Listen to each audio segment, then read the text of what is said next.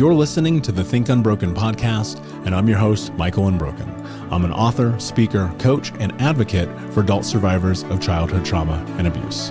In this podcast, you will learn how to transform your trauma into triumph, turn breakdowns into breakthroughs, and go from victim to being the hero of your own story.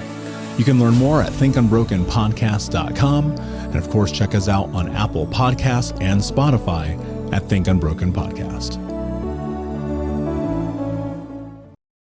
My name is Michael Anthony, and I'm an author, international speaker, and advocate for adult survivors of child abuse. Today, I want to talk to you about dating with trauma. So recently, I did an AMA on Instagram, which I do every few weeks. And if you don't know what that is it's called Ask Me Anything, which means you can literally ask me anything, and I will give you my opinion, my thoughts. And someone who is in the community of dating coaches, relationships, and things of this nature asked me to talk about dating with trauma, dating as someone who is an adult survivor of child abuse. And I think that this is one of those very touchy and tricky subjects for people. And so I'm just going to give you my honest opinions as always. And I hope that with this, you'll have a better understanding of why I think this is an important narrative that needs to be talked about in dating.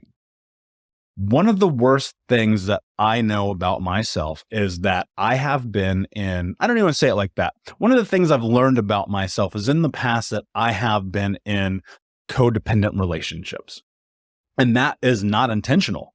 It is because I didn't understand that codependency is something that's very indicative of a past trauma life. We seek, as trauma survivors, comfort, support, love, and systems.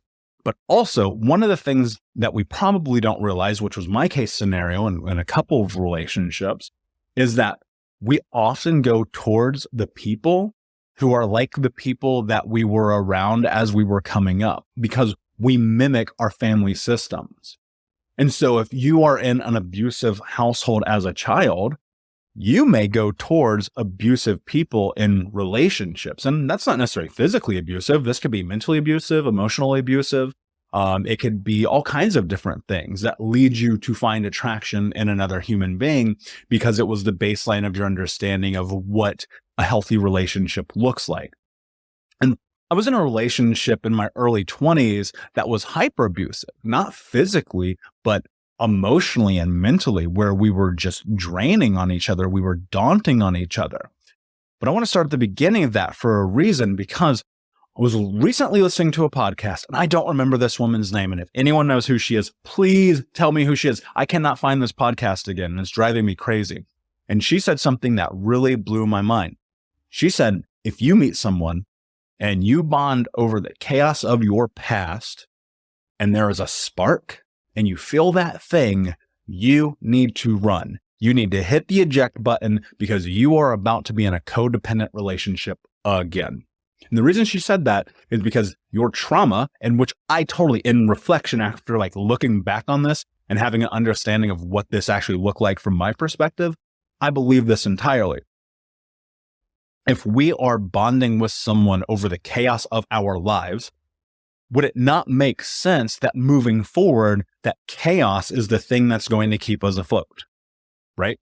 That's mind-blowing. Are you mind-blown right now? Because I am. When I heard this, I was like, that makes so much sense.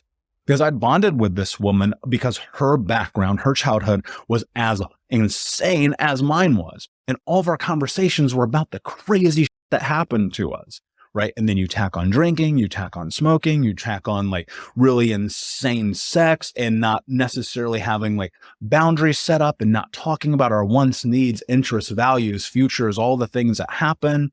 Eventually, when that relationship exploded on itself, I was left wondering like, what went wrong? How could this thing possibly go wrong? Well, it's really simple. I was dating myself. And that's the thing that a lot of people don't understand who have trauma, is that you have to look out for the signs of whether or not you are in a healthy relationship. But I think before you can even go down that path, before you can even consider being in a relationship, let's say this, you have recently got out of a relationship and it was awful. It's the worst one ever, right? Look for things that you learned about yourself in that relationship. What kind of understanding have you come to gather about yourself, about who you are, about the things that you want, about the things that you need from another person, and the things that you were willing to give to someone else? Not every relationship is a failure. There's always a lesson to be learned. There's always something to be taken away from the experiences that we have. We have a better understanding of, I want to be talked to like this. I want to be touched like that. I want to have communication like this, and so on and so forth. You can gather those things, from relationships that did not succeed. Dan Savage, if you don't know who he is a sex columnist out in Washington. And he has a podcast called Savage Love, which is incredible. If you haven't listened to it, go listen to it. He's one of a few relationship podcasts that I listen to. And he always says every relationship that you have is going to fail until it doesn't. And I agree with that to an extent, because I think while every relationship may not be successful, I don't know that they necessarily fail, because we can put ourselves in that situation and an understanding to learn and take from them. Before you can get to that point, though, coming back to where I was a moment ago, you need to take time, and especially if you're recently out of a relationship, you need to take time to be alone, completely and utterly alone, miserably alone, bored alone, lonely alone, because it is only in the time that you have for self-reflection and being with yourself that you're really going to start to understand who it is that you are as a person. I jumped from relationship to relationship to relationship, and now heading at almost 4 years of being single, I have a better understanding of who I am than I ever have before. And more importantly, I think that not only do you get this understanding of yourself, but you learn to understand who it is as a person that you are. Because I didn't really understand or know who I was, because I was in these relationships again and again and again. And I always just felt kind of like, well, I guess I'm just in this relationship. I guess this is just who I am, not realizing that I didn't know what my wants, needs, and interests were.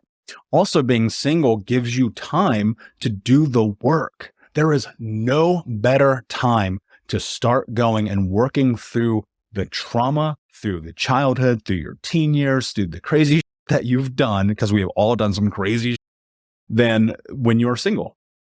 This is the time where you can grow independently. I think one of the really sad things that happens in relationships is people lose their identity.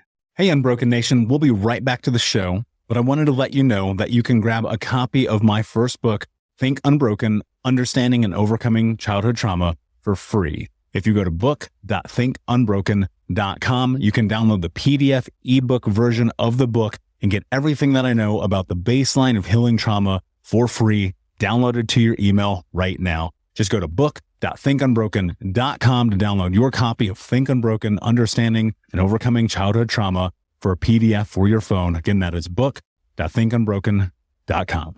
And if you come from a background with cptsd, and you have dissociation, and you may either have other mental health issues, and then you're in a relationship, and then you're not, suddenly you're in this whirlwind of like, who am I? This is a perfect time to start getting into healthy habits. One of the things that happens in relationships, one person may start growing and the other person doesn't. Well, guess what? The only person that has to grow when you're single is you, or in my case, me.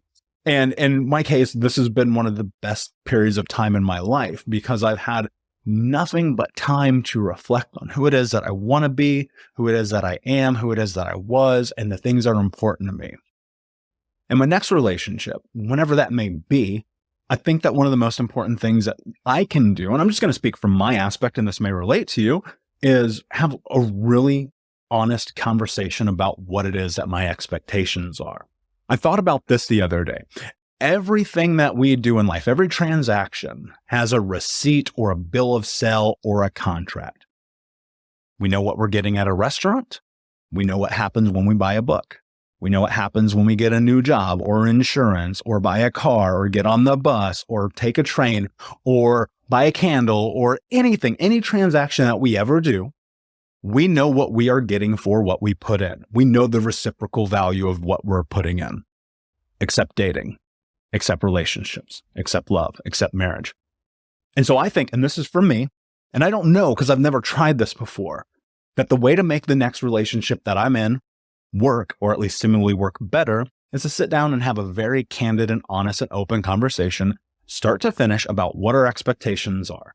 what it is that we want from each other, what our future looks like, and sit down, write it all out, every bit of it, top to bottom, from the way we spend time together to the way that we have sex and the way that we're communal and all of these things, and write down the baseline. Hey, this is our starting point. These are the promises we make to each other, and then revamp it every 3 months, every 6 months, every year, just so we're always in understanding. There's no confusion to be had if it's all written down.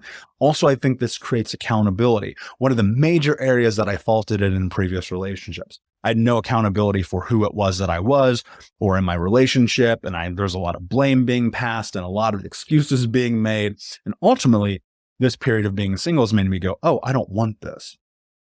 So as I date, I don't want trauma to be the baseline. I don't want lies to be the baseline. I don't want excuses to be the baseline. I want open, honesty, communication, and growth to be what it is that is created next. And I think that's the best thing that we can do as people who have survived trauma, is to put ourselves in a situation where growth is the number one thing that we want. Honesty is the number one thing that we want. And being in a relation with someone who respects us is right there as well. And I think that's something that we have to talk about also. Like, the person that you're with, if historically based in my scenario, I know that the person that I've been with in the past has been a person that is my mirror. I want the polar opposite of that. And I think that what I have done is written down, okay, this is what it looks like for this person that I want to be with. This is, how they act, how they speak, how they think about the world. Do they read? Do they write? Are they athletic? Do they listen to music? Do they like operas and plays? Do they only watch reality television? Like all the things, right? I wrote down a baseline of who it is as a person that I want to be with. And from that, I want to, get to a point where I can meet this person, cross-reference them versus this list. I know you're probably thinking this is insane, but hear me out. And get to a place where I go, okay, if I wrote 100 pieces down, maybe they match 65% of that. And that's a D- passing grade. And I think for me, that's a good enough number. And the reason I say this is because as someone who is a self-proclaimed perfectionist, I've come to realize perfection's not real. Putting people on pedestals is not real. Beauty is not real. It's in the eye of the beholder, as they say, right? And I think ultimately the biggest thing is I know that we are going to change. We are going to ebb and flow and grow and become different people in time. But if we can support each other in the process, like that to me is invaluable. There's nothing more beautiful or better than that. But you also have to be willing. I'm referencing a lot of podcasts today. I was listening to Tom Bilyeu's podcast called Relationship Theory. He does it with his wife, or did it, I should say, with his wife, Lisa Bilyeu. One day they're having a conversation and Tom goes, you know how I knew I was ready to be in a relationship with you? He goes, because I was willing to reciprocate my own expectations. And that hit me like a brick to the face, because what it made me realize was that until that moment and that light clicked, and this was probably about 8 or 9 months ago, I had never, ever in any relationship I've ever been willing to reciprocate my own expectations. Part of that is perfectionist. Part of that is being a control freak. Part of that lies in trauma and wanting to be in this place where I know everything that's going to happen. And I realized that's just not how life works. And again, I don't know that I would have had this revelation without being single. So there's so many caveats, and dating with trauma is not probably the easiest thing to do. But I think if you have a better understanding of who it is that you are, the expectations that you have of your partner and your relationship, and if you have intention while dating, I think this is a big mistake that people make. They don't know why they're dating.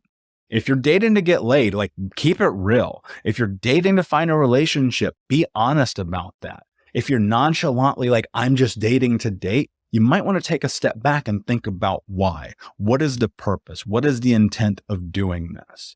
Don't get lost in the shuffle of I'm just doing it because I think that's what I'm supposed to do. Are you in a place mentally and emotionally that you can be dating or should be dating? Do you need to be single? Do you need to learn how to be alone and in love with yourself first? So many questions you have to ask yourself. Guys, this podcast has run super long. I know I try to keep it under 10 minutes. I could talk about this for hours. And I think I'm going to have my friend who's the dating coach who asked me this question come on the podcast on Think Unbroken so we can have this conversation a bit more in depth because there's so much more here and there's a lot to unpack. So I'm going to wrap it up there. But if you have questions, as usual, feel free to hit me up. My new book, Think Unbroken, My new book, Think Unbroken, Overcoming and Understanding Childhood Trauma, comes out on January 1st, 2020. It is available right now for pre-order at thinkunbroken.com/paperback. And there's over $1,000 in bonuses if you order before Christmas. I'm super excited. A ton of people have already pre-ordered it. I am so grateful for you all who have. Thank you so much. I'm excited for its release. It'll be on paperback and it will be on digital for Kindle and Amazon and things of that nature. So I look forward to releasing this. It's everything that I know about healing trauma and my journey. So guys, thank you so much for taking the time to listen. And until next time, my friend, be unbroken. I'll see ya. Thank you so much for listening to Think Unbroken. Please share this episode with someone who could use it and help us move forward in our mission of ending generational trauma in our lifetime. And if you would, please take 5 seconds to pop on iTunes or Spotify, hit that 5-star, leave a review, and you can also reach out to us on social at Michael Unbroken or at Think Unbroken. And of course, you can check out our YouTube channel at Think Unbroken. Thank you for being a part of Unbroken Nation, my friends, and until next time, be unbroken.